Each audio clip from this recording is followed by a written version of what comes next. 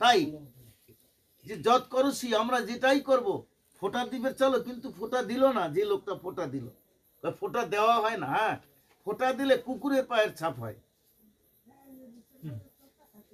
কি কথা? ফোঁটা দিল না, ঊর্ধ্বপুণ্ড দিতে হবে। কারণ যেদিন আমাকে গুরু দীক্ষা দেওয়ার সময় তিলক দিয়েছিল, ফোঁটা দেয়নি তো, ঊর্ধ্বপুণ্ড রূপ দিয়েছিল। স্তব যজ্ঞ দান শ্রাদ্ধ সদস্য পিতৃ তর্পণম বৃথা ভবে রাজেন্দ্র ঊর্ধ্বপুণ্ড বিনা কৃতম। আমাদেরকে দিতে হলে ঊর্ধ্বপুণ্ডরই দিতে হবে। দিয়ে আমাদের এই তিলক দেওয়ার নিয়ম বিধান ঠিক ঊর্ধ্বপুণ্ডর মুখে দাদার সঙ্গে, যার যার গুরুর নির্দেশ মতো।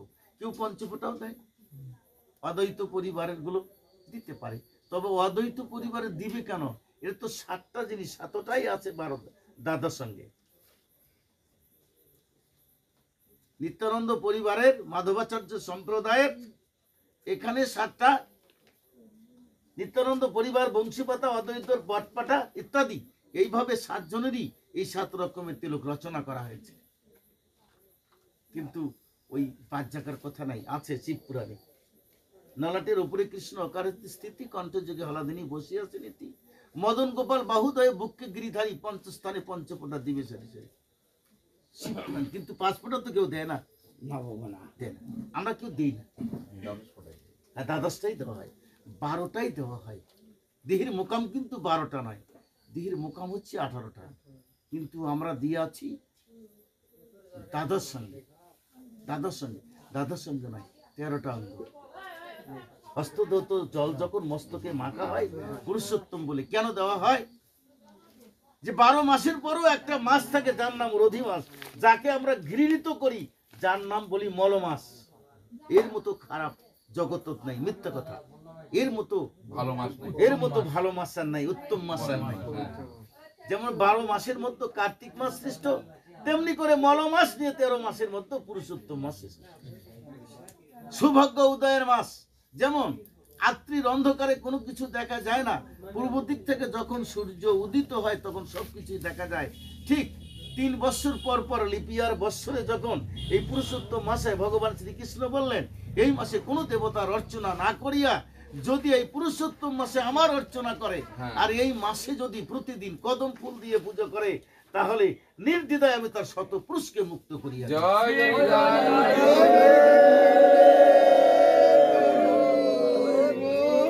সকল পূজা অর্চনা বন্ধ থাকবে। আর ঠিক এই মাসে কদম ফুল দিয়ে, দেখো কদম ফুল কোন পূজায় লাগলো, কথাটা চিন্তা করুন। যে কদম ফুলটা কোনোদিন আমরা কি জানি যে কদম ফুল কোন পূজায় লাগে না, কিন্তু কিন্তু লাগে কোন কোন দিন লাগে? ওই দিন সেই পূজা লাগে। কেন লাগে? ভগবান দোল পূর্ণিমা এলো করতে, গুরু পূর্ণিমা। ভগবান রামচন্দ্র সীতাকে বনবাস দিয়েছিলেন, দেওয়ার পরে বিশ্বকর্মা ডেকেছিলেন, প্রভাসের পুত্র বিশ্বকর্মা ডাকে 110 মণ সোনা দিয়ে একটা সোনার সীতা নির্মাণ করেছিলেন। কিন্তু যখন সীতা ফিরে আসলেন, আসার পরে তখন এই সীতাকে লক্ষণকে বলা হলো, লক্ষণ তুমি যমুনায় নিক্ষেপ করো।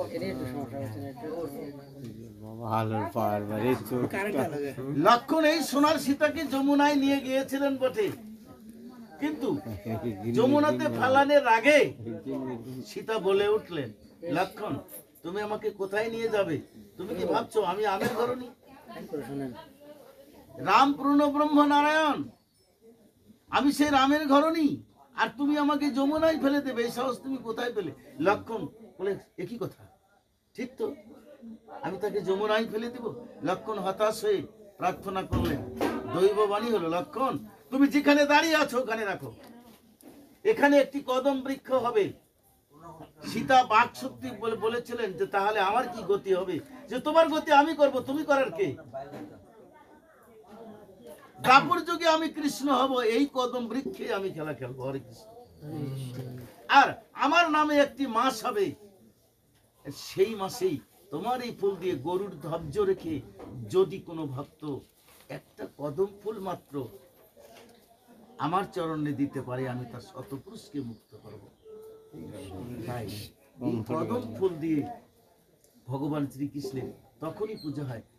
একবার একটা নীলা দর্শন করতেছিলেন। রাধারানী বলছে, কৃষ্ণ, দেব কৃষ্ণ, তুমি আমাকে ওই কদম ফুলটা ছিঁড়ে দাও। কৃষ্ণ বলল, কদম ফুল তো তোমার এই তো হাতের কাছেই আছে, তুমি ছিঁড়ো না। রাধারানী গেল, কৃষ্ণের নীলা রাধারানী আর বুঝতে পারলেন না, কিন্তু কাছে নিকটেই ছিল। কিন্তু ওই ডালটা যখনই রাধারানী গেলেন, আর তখনই ওই ডালটা উপরের দিকে উঠে গেল। রাধারানী আর ওই নীলাটা বুঝতে পারলেন না। জয় রাধে। রাধারানী অনেক চেষ্টা করলো, শত চেষ্টা করলো, কিন্তু ফুলটা ধরতে যায়, কিন্তু ওই হাতে নাগে নাগে অবস্থা, কিন্তু শিরার মতো হাত দিয়ে ধরতে পারে না। এইকে হতে হতে বললো, দেব কৃষ্ণ, তুমি আমাকে অনেক হয়রানি করাচ্ছ, আর করো না, আর ছলনা না করে তুমি এবার ওপর বসো, আমি তোমার কাঁধের উপরে উঠি, উঠে ওই ফুলটা ছিঁড়বো। আচ্ছা ঠিক আছে, ওঠো দেখি। কৃষ্ণ বসে গেলেন, রাধারানী কৃষ্ণের ঘাড়ে উঠলেন, তা ফুলটা আরো আলোক হয়ে গেল, ডালটা আরো আলোক হলো। কৃষ্ণ, তুমি আলোক হচ্ছ না। কয়, দেখো না, আমি তো দাঁড়িয়েই আছি মাটির উপরে। বলছে, না, তুমি আমার সঙ্গে এগুলো খুব প্রতারণা করছো। বলে, না না, আচ্ছা বলো না, তুমি ওই ফুলটা তুমি না হয় ছিঁড়লে, কিন্তু ছিঁড়ে কি করবে? কৃষ্ণ, তোমার বোধহয় ভিতরে কোনো ভালোবাসা নাই, আর এই ভালোবাসা কোনোদিন তোমার হবেও না। এই ফুলটা ছিঁড়তে পারলে আমি আমার ভালোবাসার মানুষের চরণে দিব। কৃষ্ণ, তাই তুমি আর ছলনা না করে তুমি একটু দাঁড়াও না, আমি ফুলটা ছিঁড়ব। কৃষ্ণ তখন খাড়িয়ে গেলেন, কৃষ্ণের কাঁধের উপরে পা রেখে রাধারানী ফুলটা যখনই প্রেম আসলেন, ভক্তি আসলো, তখন কৃষ্ণ আর কৃষ্ণের ছলনা খাটলো না। প্রেম ভক্তি যতক্ষণ থাকবে, ভক্তি রজ্জু জগতে কেউ ছিঁড়তে পারে না। কৃষ্ণ কোথায় থেকে ছিঁড়বে? আর কদম ফুলটা ছিঁড়লেন, ছিঁড়ে মনের আনন্দে এবার ওই গোবিন্দের চরণ, ওই কৃষ্ণের চরণই দিলেন, ডাকেন, হরে কৃষ্ণ। তাহলে কৃষ্ণ কৃষ্ণের কাঁধের উপরে পাড়া দিচ্ছে।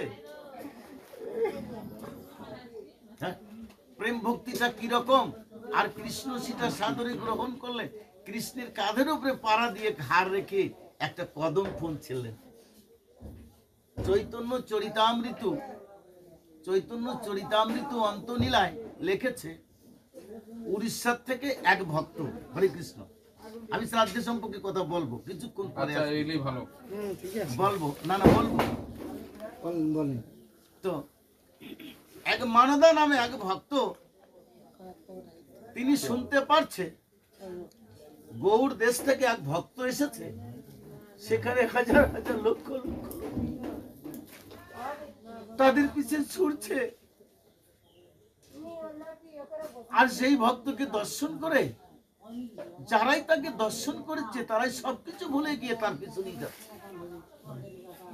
তিনি উড়িষ্যা থেকে, মানদা নাম ছিল সেই ভক্তের, গোয়ালিনী। উনি গর্ভবতী মহিলা ছিলেন। উনি যে গর্ভবতী আছে এই কথা উনি ভাবলেন না, না, এইভাবে উনি দৌড়াচ্ছে, জগন্নাথে চলে যাচ্ছে, আস্তে আস্তে আস্তে উনি দৌড়াচ্ছে। আর এই দৌড়ানোর সময় আর এই গর্ভের সন্তান আর জরায়ু আবরণে থাকতে পারলেন না। উনি প্রসব বেদনা হয়ে একটি বাচ্চা প্রসব করলেন। ওই বাচ্চাকে ছেড়ে উনার ওই বাচ্চার কথা আর খেয়াল নাই, উনি আসলে ওই মানুষকে দর্শন করার জন্য দৌড়াচ্ছেন। আমার গৌর হরি তখন এই সিংহদ্বার ডেমে গৌর হরি জগন্নাথের দিকে তাকিয়েছিলেন। গৌর হরি মনে করলো যে যখন এই মানদা আটেশ্বরীর বনে, আটেশ্বরীর গাছ তো ছিলেন, আটেশ্বরীর বনে যখন এই সন্তানটা হয়েছিল মানদা, তখন একটা বাঘ চিৎকার হুঙ্কার করতেছিলেন। আর তখনই আমার গৌর হরি কি করলেন, ওই সন্তানকে কোলে তুলে, রক্তপুর সহকারী কোলে তুলে নিয়েছিলেন। এবার মানদা কি করলেন, মানদা দৌড়ে চলে আসলেন, মানুষের ভিড়, সিংহদ্বার পার হলো, কিন্তু আমার জগন্নাথ দর্শন হচ্ছে না। দেখুন, গৌরের কি রকম লীলা। এবার কি করছে ওই মানদা, ভেতরে প্রবেশ করছে। প্রবেশ করার পরে আমার নিত্যানন্দ, অদ্বৈত, গদাধর, শ্রীবাস আর গৌরহরি দাঁড়িয়েছিলেন। মানদা কোনো কিছু বিচার না করে আমার গৌরাঙ্গ মহাপ্রভুর এক কাঁধে একটা পা দিয়েছিল আর গরুরের উপরে একটা পা দিয়েছিলেন। হরে কৃষ্ণ। মানদার ব্রহ্মনালী স্করণ ছিল, অর্থাৎ খোলা ছিলেন, রক্ত দর দর করে পড়েছে। গৌরাঙ্গ মহাপ্রভুর সম্পূর্ণ শরীর ভিজে গেলেন তার এই রক্ত দিয়ে। আর সেখানে তার ভক্তরা বাধা দিতে চাইলো। আমার গৌর হরি ইশারা করলেন, না, অনেক ভক্ত দেখেছি আমি, কিন্তু এরকম এতটাই ভক্তি আমি ভক্ত কোনোদিনও দর্শন করতে পারিনি। মনের ইচ্ছা মতো জগন্নাথকে দর্শন করুক এই মা। দেখেন, অথচ গৌরাঙ্গে মহাপ্রভুর কাঁধে পা রেখেছিলেন আর তার রক্ত দিয়ে প্রভু আমার ভিজে যাচ্ছে।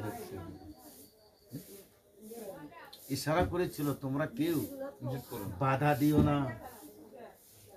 পরে মানদা আমার জগন্নাথকে দর্শন করে নিচে নামে দেখলেন, কি আমি যাকে দর্শন করতে এসেছি আমি তার কাঁধে পাড়া দিয়েছি। প্রভু, আমি এক জন্মে নয়, কোটি কোটি জন্মের অপরাধী। প্রভু, তুমি আমায় ক্ষমা করো। গৌর হরি বলেছিল, না মা, মা, আমি কোন কোটি কোটি জন্মে কৃষ্ণের কাছে কোন পুণ্য করেছিলাম, তাই তোমার মতো ভক্তর আমি দর্শন। জয় জয় রাধা গোবিন্দ।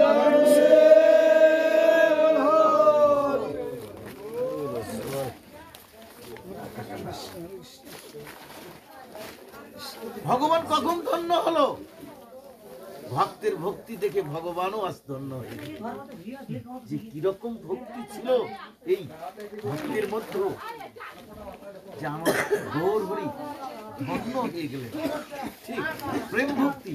আমরা যদি যে কোনো কঠিন কথা ভক্তির মধ্যে নিয়ে আসি, সবকিছু সহজ হয়ে যাবে।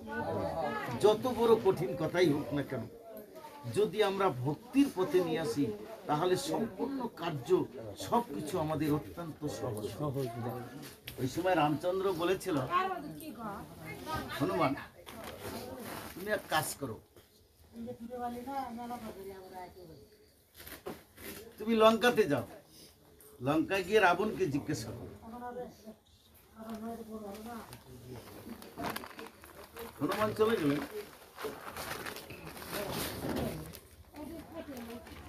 হনুমান যখন লঙ্কাতে গেলেন, এই সময় লঙ্কার যত বিধর্মী সৈন্যগুলো ছিল হনুমানকে ঘিরে ধরল। তুমি একবার এই সোনার লঙ্কাটা যা আগুনে পুরো সম্ভব নয়, তাকে তুমি দগ্ধ করে দিয়ে গেছো, যেটা আর রাবণের ভালো করা সম্ভব হচ্ছে না। তুমি করছো কি? তুমি আবার এসেছো। হনুমান কাউকে কোনো কিছু বলছে না। হনুমান বলল, আমি তোমাদের সঙ্গে আর লঙ্কা পড়তে আসিনি, যুদ্ধ করতে আসিনি। আমি এসেছি তোমাদের রাজার সঙ্গে, দশাননের সঙ্গে দেখা করবো। ঠিক আছে। এবার রাবণকে যা বলা হলো যে হনুমান দ্বারে এসেছে তোমার সাক্ষাৎ প্রাপ্ত, আপনি কি দেখা করবেন? রাবণ বলল, তোমরা সকলে চলে যাও, কেউ থাকো না। সবাই চলে গেল। রাবণ হনুমানের কাছে গেল, হনুমান, তুমি আমাকে ডেকেছো? হ্যাঁ। কেন? যে আমি তোমাকে ডেকেছি প্রভুর আদেশে, তোমাকে কিছু জিজ্ঞাসা করতে চাই। রাবণ বলল, ঠিক আছে, করো দেখি, কি জিজ্ঞাসা করবে। এই জগতে বৈষ্ণব কে, আমি সেই কথা জিজ্ঞাসা করতে এসেছি, ভগবান রামচন্দ্র বলেছে। এই কথা শোনা মাত্রই রাবণের পুরীচক্ষের জলে মুখ প্লাবিত হয়ে গেল। হনুমান, তুমি পশু হয়েও যার সঙ্গে আছো, বিশ্ব জগৎ যার আরাধনায় আছে, তার চাইতে বৈষ্ণব জগতে আর কে আছে? তুমি তার সঙ্গে থেকেও আজকে তুমি, আমি এক দুরাচারী, আমি নিশাচরী, আমি পাপাচারী, আমি রাক্ষস, আমি বিধর্মী, আমার কাছে এসেছো তুমি এই বৈষ্ণব কথা জিজ্ঞাসা করতে? হনুমান, আমি জানি তুমি কে, তুমি উগ্র অবতার, তারপরেও তুমি আমার কাছে এসেছো ভাই। তুমি ভগবান না হয়েও তোমার সঙ্গ পেয়েছি।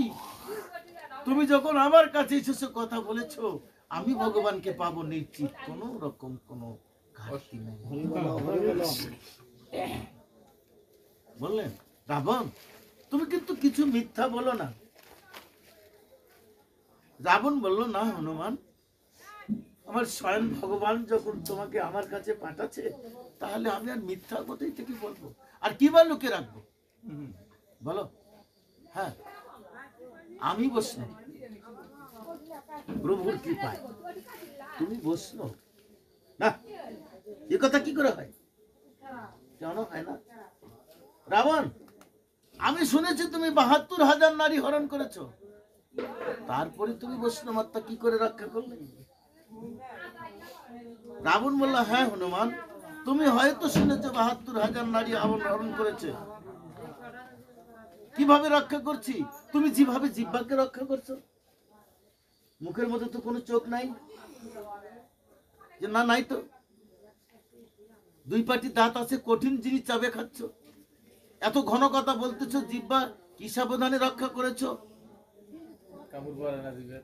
জিহ্বাতে তোমার একটা কামড়ও পড়ে না। তাই যে সাবধানে তুমি জিহ্বাকে রক্ষা করেছো, সেই সাবধানে আমি আমার বৈষ্ণবত্তা রক্ষা করেছি। এই জন্য বৈষ্ণবত্তা খুব কঠিন জিনিস।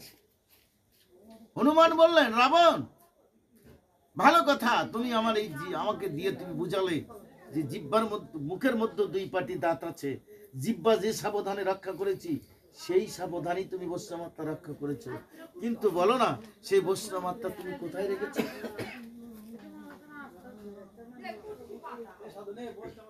রাবণ বলল, হনুমান, বৈষ্ণবত্তার অর্জন করা বস্তু দেহে থাকে না, দেহের বহির্ভাগে থাকে। জিহ্বার লিঙ্গ বাই করে দিলেন। এই জন্য বৈষ্ণবেরা বলে, জিহ্বের নালসে জীব ইতি উতি ধায়, কৃষ্ণ ভক্তি দৃঢ় সংসার না হয় ক্ষয়। জিহ্বার নালসা, কালকে একটা গান গাছিল রংপুর, ওহে বৈষ্ণব ঠাকুর দয়ার সাগর, এই দাসে করুণা করো, ছয় বেগ তুমি 6 দোষ সুদি, 6 গুণ দেহ দাসে, 6টা বেগ আছে, মনোবেগ, বাক্য বেগ, ক্রোধ বেগ, আর অদূর উপস্থ জিহ্বা বেগ সুদূরবার। এই 6 বেগ যে করেছে দমন, সেই করিতে পারে সকল পৃথিবী শাসন। অত্যাহার বৃথাশ্রম বৃথা বহু কথা, বিষয় নালসা জনসঙ্গ তথা, এই 6 ভক্তি নাশ, এই 6 থাকিতে নেই ভজনে উল্লাস। ভালো সঙ্গ করে দেখেন, একদিন না একদিন ভালো হবেই হবে। কোনদিন যদি আমরা কোনদিনও যদি লোহার সাথে বর্ষমণি লাগে, ওই লোহাটা স্বর্ণ হয়ে যাবে। কিভাবে লোহার সাথে লাগলে স্বর্ণ হয়? আরেকটা কথা বলেই আমি, কথাটা লেখা, কথাটা আছে হচ্ছে নীলাম ঋতুতে, নীলাম ঋতু, যেখানে হরিচাঁদ, গুরুচাঁদ, তারকচাঁদ, পতিচাঁদ, এরা বলে ভগবান, ভগবান না কয়, এরা ভগবানের যা ভক্ত ছিল। মাধব সিংহের স্ত্রী, মাধব সিংহ মানে জয়পুরের রাজা ছিল মানসিংহ, 2 ভাই ছিলেন, মানসিংহ আর ছিল মাধব সিংহ। তা মানসিংহ বললেন, মাধব, তুমি এবার ওই কাকদ্বীপে যাও, কিছু ওই কর নিয়ে আসো। তা উনি যে কাকদ্বীপ থেকে আমার গৌর হরি এই কৃষ্ণর কথা উপস্থাপন করেছিলেন, ওই দ্বীপে যাও। এখন ওই দ্বীপে ওনারা চলে গেছে, ওনার একটা পুত্র ছিল, তাক সঙ্গে নিয়ে গেছে, বাবা চলে যাই। পুত্রকে সাথে নিয়ে উনি ওই দ্বীপে কর আনতে গেছে। তো এখন মাধব সিংহের স্ত্রীর যে দাসী ছিল, সে বাড়ির থেকে আসতে দেরি হয়ে গেছে, তা খুব কষ্ট পাচ্ছে, আমি আজকে আনিমার কাছে ঠিক সময় আসতে,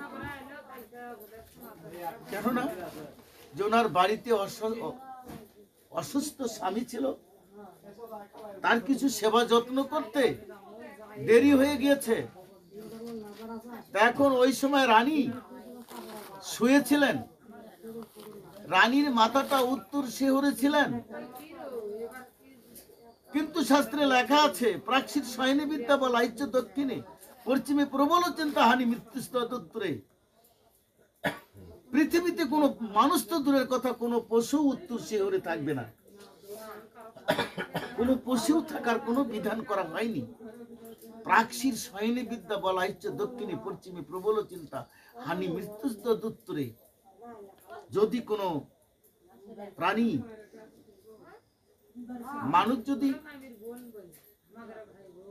পূর্ব দিকে মাথা দিয়ে শুতে বিদ্যা জ্ঞান লাভ হয়, তার জ্ঞান অর্জন হয় এবং সে অনেক কথাই তার মেমোরিতে আটকে যাবে। মানুষ যদি দক্ষিণ দিয়ে মাথা দিয়ে শুতে তার আয়ু বাড়ে, মানুষ যদি পশ্চিম দিকে মাথা দিয়ে শুতে তার চিন্তা বেশি হয়।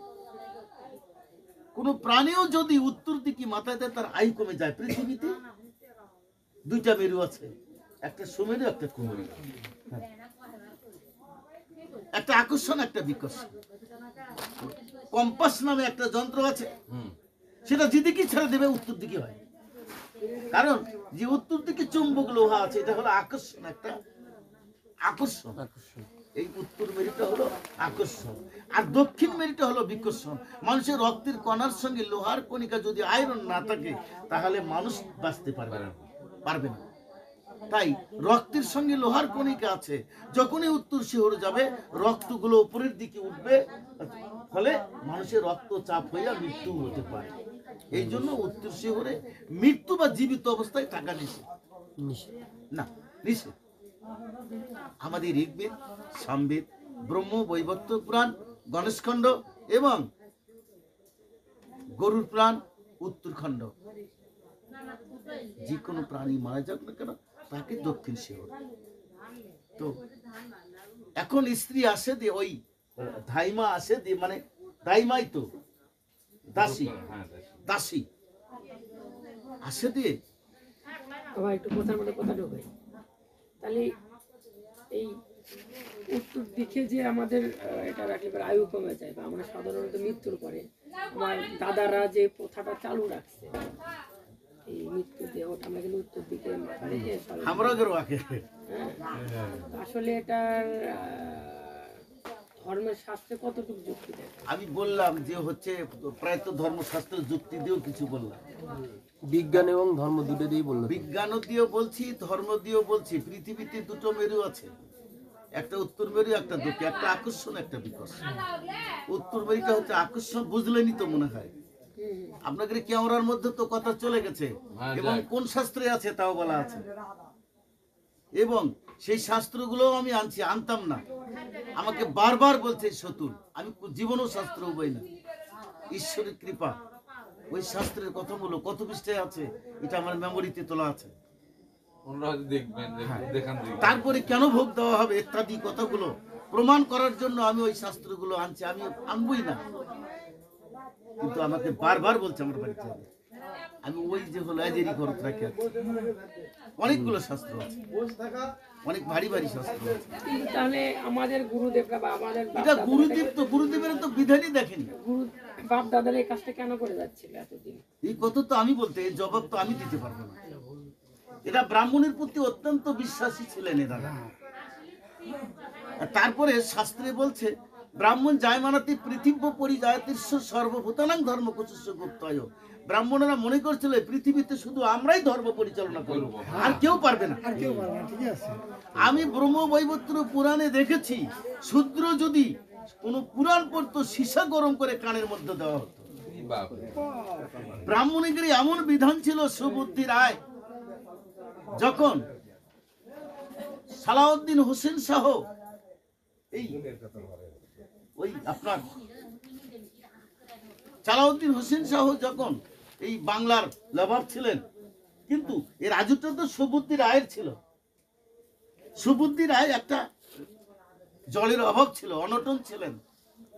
ওই সময় কিছু খনন করার জন্য, ওই দিঘি খনন করার জন্য, আর উনি ছিলেন কোষাধ্যক্ষ এই হোসেন শাহ। কেশিয়ার ছিলেন। তো ওনাকে বললেন যে তুমি এই কয়েকটা ওই খনন করো, ডিগি খনন করো। ওই কয়েকটা ডিগি খনন করার চাইতে অল্প একটু খুঁড়ে অনেক টাকা আত্মসাৎ করেছিলেন, অনেক টাকা আত্মসাৎ করেছিলেন। বিশ্বাসঘাতকতা। হ্যাঁ, বিশ্বাসঘাতকতা। বিশেষ তো তখন তো অনেক হিন্দুরা ছিল, তো তারা দেখে তারা সহ্য করতে বিচার দিলেন। সুবুদ্ধি রায়ের কাছে বিচার দিল। সুবুদ্ধি রায় অত্যন্ত ভালোবাসতো এই হোসেন শাহকে। তা উনি এখন মনে করলেন যে আমি কিভাবে কি করি, বিচার করতেই হবে।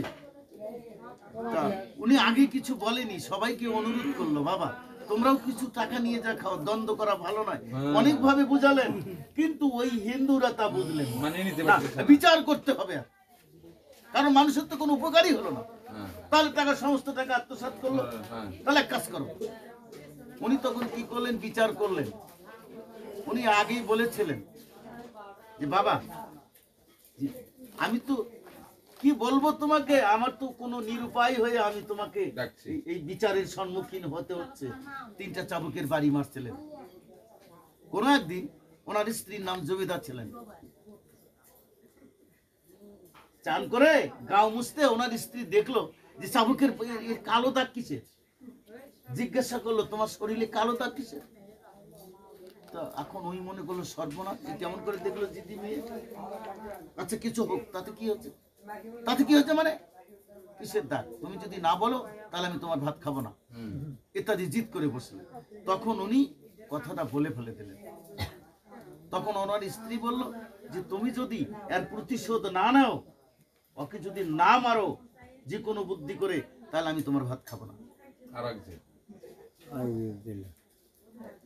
তখন হোসেন শাহ কি করে, অনেকগুলো সহপাঠীকে হাত করে পয়সা করি দিয়ে তখন যে না আমি জীবনে মারবো না, করোয়ার জল খাওয়াবো। করোয়ার জল বলতে কি, মাত্র বদনার জল খাওয়াছিল, নাম করোয়ার জল। এই বদনার জল খাওয়ানোর ফলে এই সমাজে নেয়নি ব্রাহ্মণেরা। কি অপরাধ ছিল? ভবিষ্য পুরাণে উক্তি আছে করোয়ার জল খাওয়ার, খালি কিচ্ছু হয় না। আর অথচ ওই সময় ব্রাহ্মণেরা তাকে বহিষ্কার করলেন। কি করলো, তপ্ত ঘৃত পান করে তোমার মৃত্যু হতে হবে। হাইরে কথারি, ঘি গরম করে সেই ঘি নল্লির মধ্যে ঢেলে দিবি, সে মারা যাবে। দেখছেন বিধান ব্রাহ্মণের? বলছে অনেক আগে ওরা তো আমাদের ধর্মটা নষ্ট করে যেমন